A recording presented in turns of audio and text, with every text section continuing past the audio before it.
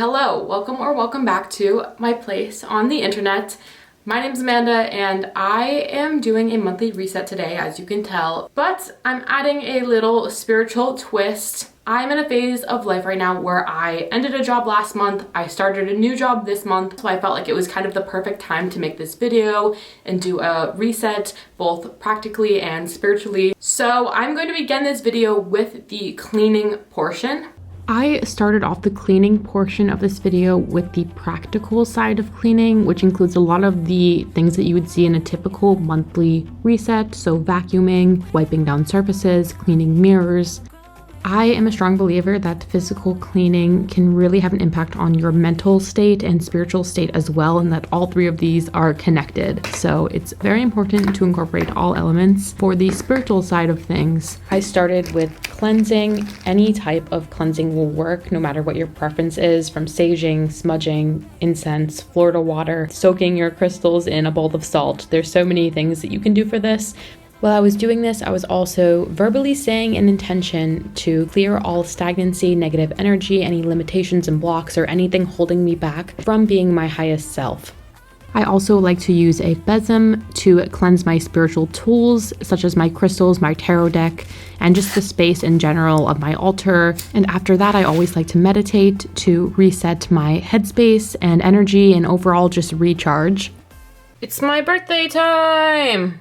I just finished cleaning my whole apartment. It already feels so much better. I'm going to move into stage 2, which is decluttering. This is something that I do regularly throughout the month, but particularly leading up to the end of the month when I'm getting ready to do my monthly deep clean and reset and everything. Usually when I am doing physical decluttering, I'll just go around and put everything back in the spot it belongs to. And then I like to regularly go through my closet and pick out a bunch of things that I haven't been wearing, or just things that I don't really like anymore, that fit weird or like whatever. And then I'll try to go to consignment shops like Plato's Closet or Uptown Cheapskate to sell all of those clothes. So I'm really making an effort, both for environmental reasons, also just for decluttering purposes, and to not overwhelm myself with so many options, to limit my clothes and the amount of clothes and possessions in general that I have. And then the second part of decluttering that I do is a digital decluttering. And 2 of my goals for this month actually were related to digital decluttering. Other things I like to do,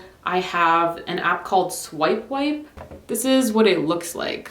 It's a way easier and simplified way of basically deleting pictures from your camera roll and cleaning up anything that you don't need, like random screenshots, whatever. So I like to do that every month. I like to go through my phone and delete any apps that I haven't been using. It kind of declutters your mind too when you have less going on. It's less overwhelming. It's easier to be intentional about your phone use. So I really try to prioritize that. All right, it is now day 2 of this video, and today we are focusing on the actual organization. I have a Notion template that I have customized that has all of my yearly goals broken out by quarter and then broken out even further by month. I also like to utilize these physical whiteboards. I just feel like having physical whiteboards that are literally in the room that I work in, right next to like my computer setup and everything, makes it so much easier to stay on track with my goals rather than if it was fully digital. So as you can tell from all of the check marks, I did pretty good on my goals this month. I'll try to go in and update all of these check marks to match what I have on my physical board. So it looks like I already did that the other day.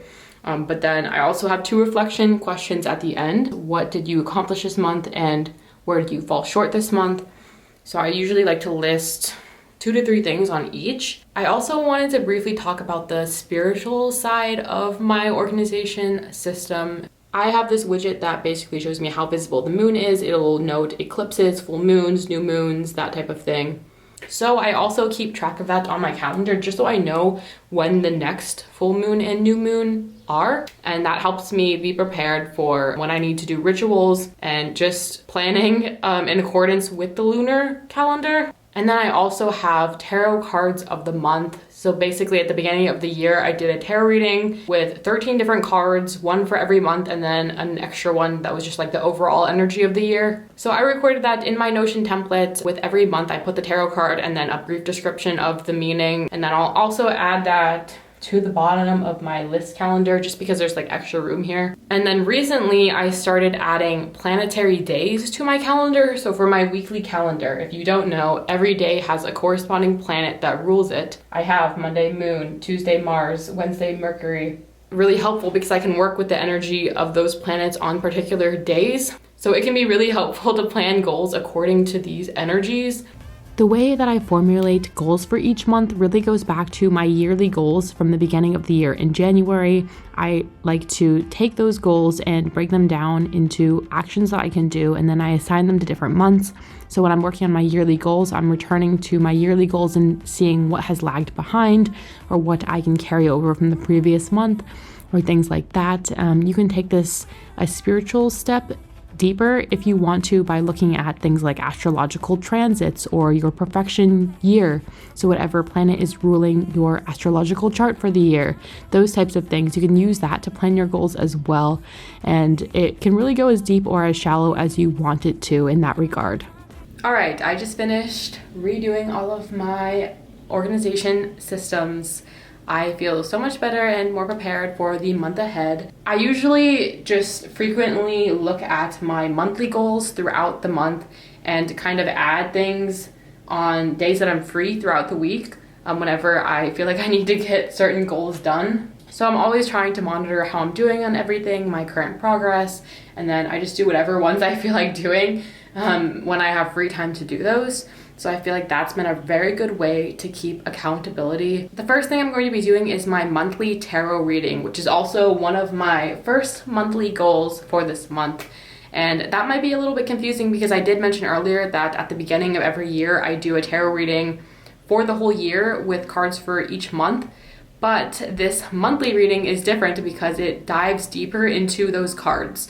So for my month ahead, I have the Emperor. The purpose of the reading that I'm going to do now is to further elaborate on the themes of the Emperor and where energies have shifted, what lessons I need to learn from that card. So it really takes what I set out in the beginning of the year and kind of goes a layer deeper into that. So these clips show kind of what I do for my monthly tarot readings. This is kind of just something that I made up, but I'm sure a lot of people do their own version of a monthly tarot reading in some manner or fashion. I just like to keep a lot of the rituals that I do very private. Regardless, I'm going to share some things that you can do to incorporate spirituality into your monthly resets. Some of these things I do, some of them I don't. You can obviously do tarot readings at your own frequency in whatever way works best for you. You can incorporate astrology and astrological transits and formulate what your habits and rituals will be based on those planets and transits. You can also do shadow work or journal for the new month ahead. You can make tea using specific herbs or blends for new beginnings. You can blow cinnamon into your house for money and abundance, or like I'm doing right here, you can place a cinnamon stick above your door. There's so many things that you can do. So thank you for watching this video, and I hope you enjoyed it.